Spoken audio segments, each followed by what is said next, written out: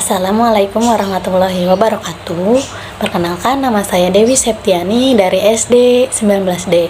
Pada kesempatan kali ini saya akan menjawab kuis mata kuliah pembelajaran berbasis multimedia dengan dosen pengampu Bapak Andes MPD. Berikut materinya. Nah, apa saja sih yang akan kita bahas? Yang pertama, ada konsep pemanfaatan media pembelajaran. Yang kedua, kelebihan menggunakan media. Yang ketiga, teknik dalam pemanfaatan media. Dan yang keempat, contoh bentuk pemanfaatan media dalam pembelajaran.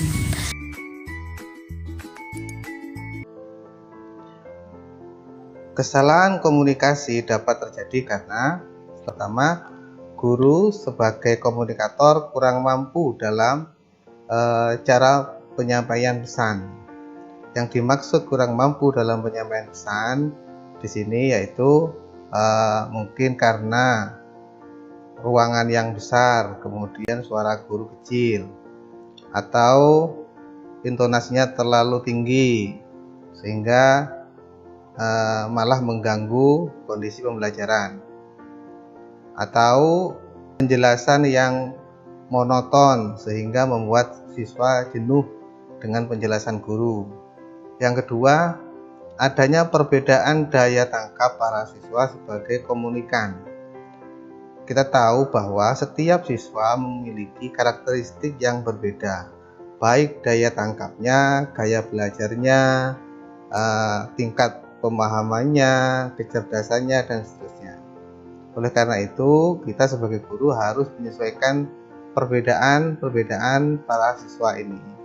Yang ketiga, jumlah siswa yang sangat besar. Oleh karena itu, kesalahan-kesalahan komunikasi ini dapat diatasi melalui media pembelajaran. Oke. Ada dua jenis guru. Yang pertama, guru tanpa media pembelajaran. Yang kedua, guru mengajar dengan media pembelajaran. Dari kedua gambar ini dapat dipahami bahwa ketika guru tidak menggunakan media pembelajaran, maka tingkat pemahaman siswa itu menjadi beragam. Yang ini misalnya A1, yang ini memahami sebagai A, yang ini memahami B. Terjadi miskomunikasi pemahaman di dalam kelas itu. Padahal yang dimaksud oleh sang guru adalah A. Oleh karena itu, manfaat atau kegunaan media pembelajaran adalah menyeragamkan antar pemahaman siswa ini. Yang dimaksud guru A, maka dengan media pembelajaran semua siswa akan memahami hal yang sama. Pengertian media pembelajaran: media berasal dari kata medium yang artinya tengah, perantara, pengantar atau perantara. Media pembelajaran secara istilah merupakan wadah dari pesan yang oleh sumber atau penyalurnya ingin diteruskan kepada sasaran, yaitu penerima pesan, dalam hal ini para peserta didik. Nah, jika kita kaitkan atau kita skemakan berbentuk bagan seperti ini. Ide dari guru diteruskan dalam bentuk pesan atau pengkodaan sehingga nyampe pada media. Sehingga di sini para siswa bisa menafsirkan pesan-pesan itu.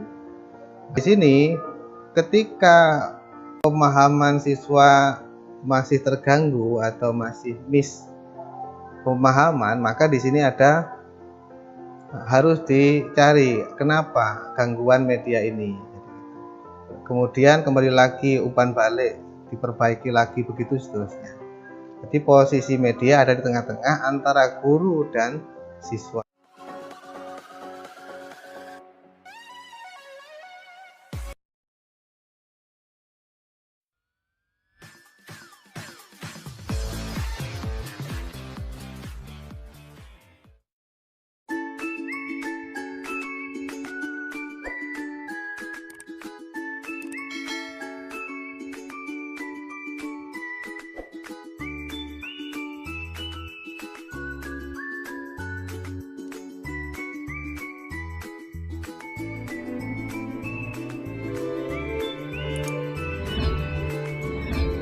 Apakah mendengar ceramah sambil memperhatikan slide presentasi masih dilakukan di dalam kelas? Sepertinya kelas Anda belum memanfaatkan teknologi e-learning alias masih menggunakan pola pembelajaran tradisional. Sebenarnya, apa itu e-learning? E-learning adalah pembelajaran yang pelaksanaannya didukung oleh jasa elektronis seperti komputer, internet, telepon, dan lain sebagainya. Di samping itu, kegiatan belajar juga didukung oleh layanan tutor yang membantu mahasiswa apabila mengalami kesulitan. Mari kita lihat perbandingan antara pembelajaran tradisional dengan pembelajaran menggunakan e-learning. Pada pembelajaran tradisional terdapat beberapa ciri di antaranya. Pertama, pendidik berperan sebagai sumber utama dalam kegiatan belajar.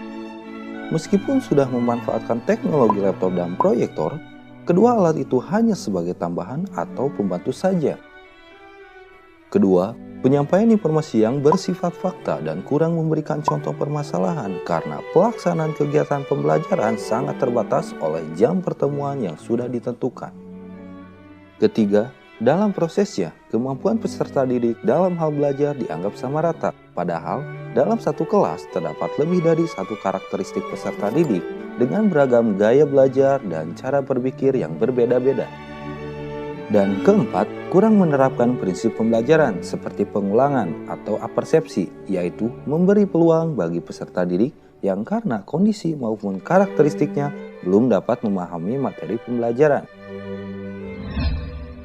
Sekarang, mari kita bandingkan dengan kegiatan pembelajaran yang memanfaatkan e-learning. Melalui e-learning, banyak keuntungan yang ditawarkan. Beberapa di antaranya yaitu: pertama, pendidik tidak menjadi sumber utama dalam belajar, tetapi peserta didik memiliki sumber belajar lain yang telah tersedia di dalam e-learning seperti elektronik modul, sekom, dan video. Kedua, peserta dapat mengeksplorasi secara mandiri informasi-informasi yang dibutuhkan dimanapun dan kapanpun. Dan ketiga, peserta didik dapat belajar sesuai dengan kecepatan dan gaya belajarnya. Jika terdapat kesulitan, mereka dapat berkonsultasi kepada tutor melalui forum diskusi online atau chatting. Jika kita simpulkan, kegiatan pembelajaran yang menggunakan e-learning dapat meningkatkan efektivitas dan efisiensi kegiatan pembelajaran. Mengapa efektif? Karena dengan bantuan e-learning, penerapan semua prinsip pembelajaran meliputi apersepsi, motivasi, aktivitas, korelasi, pengulangan, dan kerjasama menjadi lebih mudah. Lalu, mengapa efisien? Karena dengan berbagai keuntungan yang ditawarkannya, kita dapat menghemat waktu pembelajaran di kelas. Selain itu, dengan e-learning, kita telah selangkah maju mengikuti arus perkembangan teknologi.